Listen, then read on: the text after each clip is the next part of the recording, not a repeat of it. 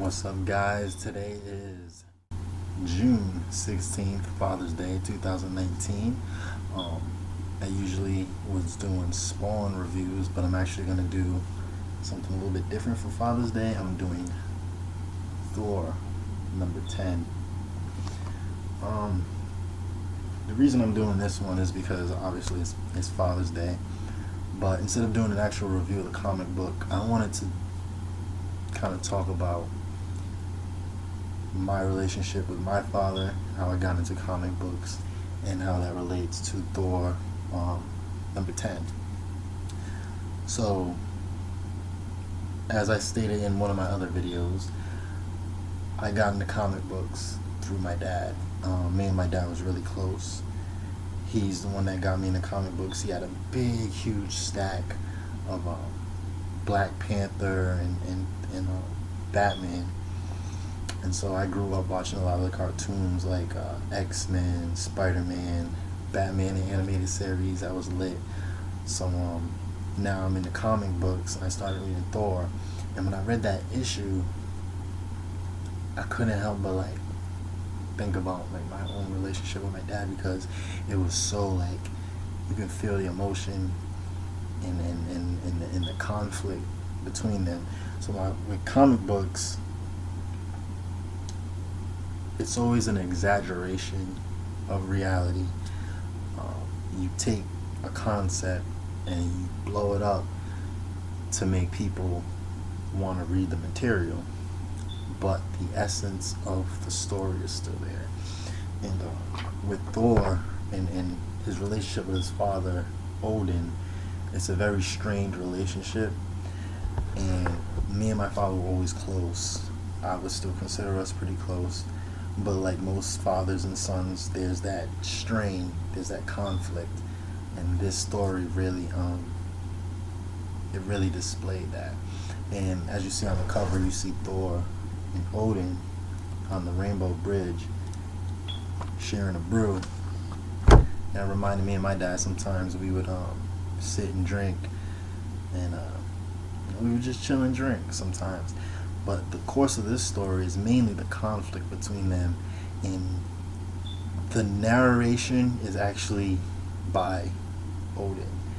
I believe in the previous issues it's Thor narrating, but in this one it's Odin, and he's talking about his relationship with Thor and how he's made a lot of mistakes and how he wishes things were different, and deep down how he's really proud of Thor, but he doesn't know how to express that. And I know there's a lot of people out there who have fathers, and then there's fathers who have sons, who we as men were so caught up in being emotionally locked tight, it messes up our communication skills. And a lot of the times, a lot of fathers don't know how to express to their sons that they're proud of them, and a lot of times sons end up doing things and making decisions to kind of not necessarily impress their father, but to make their father proud. And I really liked how this comic book, how this issue dealt with the father-son relationship between Thor and his father Odin. It kind of reminded me, because the new God of War game that came out, well, it's a year now at the recording of this video, but the newest God of War had some really good elements, some really good father-son elements in it, between Kratos and his son Atreus, spoiler alert, aka Loki. And also it does go into Loki's relationship with his father, the frost giant Laufey. Let me see if I can find it. Okay, yeah, right here. And for a long time, when you read the comic books, the Thor comics, and when you watch the movie, there is some resentment between Loki and Thor. And Loki resents Thor because Loki feels overshadowed and eclipsed by Thor.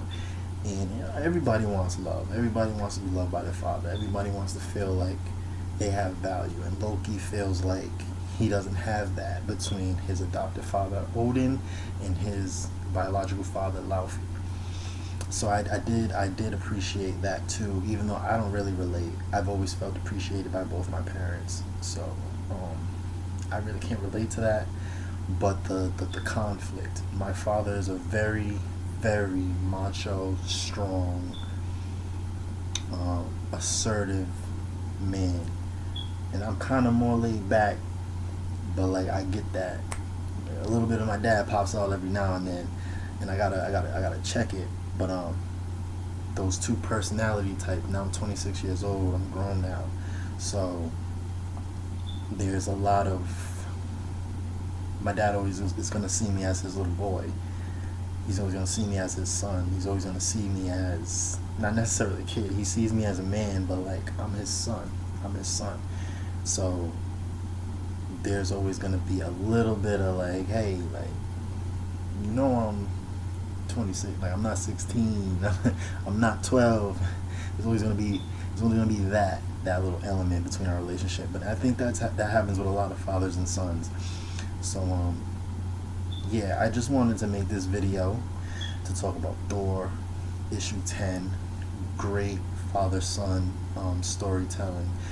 I remember my father, he loves telling this story, but I remember, this is one story I remember. I had to be about 3 years old. I was sitting on the carpet watching cartoons or something. And my dad, he never talked to me like my age. Like I'm 3. He didn't talk to me like a 3-year-old. He talked to me like a person. So I remember him vividly. I don't know what made him ask, but he asked me, hey, what do you want to be when you grow up? And I used to suck my fingers. Have my fingers in my mouth. And I thought about it. I remember thinking about it. What do I want to be when I grow up? I like animals. I like martial arts. I like to draw. And I'm thinking, I don't know how long it took. It probably was less than a minute. But I'm thinking about it. And I looked at my dad and I go, I want to be just like you. And he picked me up. I remember him picking me up and looking me in the eye. And I'm like, why is he like, what I say wrong? And I remember him looking me in the eye and saying, you're not going to be like me. And I'm like, oh damn. He said, you're going to be better than me. And at 3 years old, I'm like, better than you? Like my dad was the shit when I was a kid. Like if he told me he can fly to Mars, I believe him. I believe anything he said. There was nothing my dad could do at 3 years old. So when he said you're gonna be better than me, I couldn't comprehend that. But now as an adult, I don't have any kids, but as an adult I understand that he's human and he's made mistakes.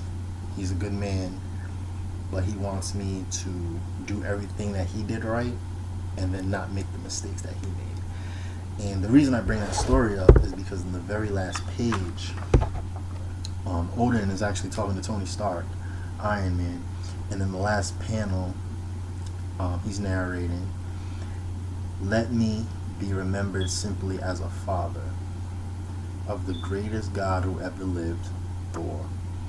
Even if the only thing I ever truly taught the boy was not to be like me. That was deep. That was some deep stuff, yo. So like I teared up a little bit on that page, but and like I said, comic books are an exaggeration. My dad didn't say he didn't want me to be like him. He just wanted me to be better. So that line reminded me of my father and my relationship with him, and I really appreciated this issue.